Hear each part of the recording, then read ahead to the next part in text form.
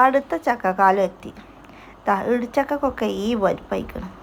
ഏതായാലും ഇപ്പോൾ ഒന്ന് കിട്ടിയപ്പോൾ ഒക്കെ വെട്ടി നുറുക്കി പാകത്തെ വലിപ്പാക്കി തോലും കളഞ്ഞ് കട്ടില്ലാതെ പറ്റ ചെറുതാക്കി അരി തന്നെ എളുപ്പം വേകാനാണിതേ.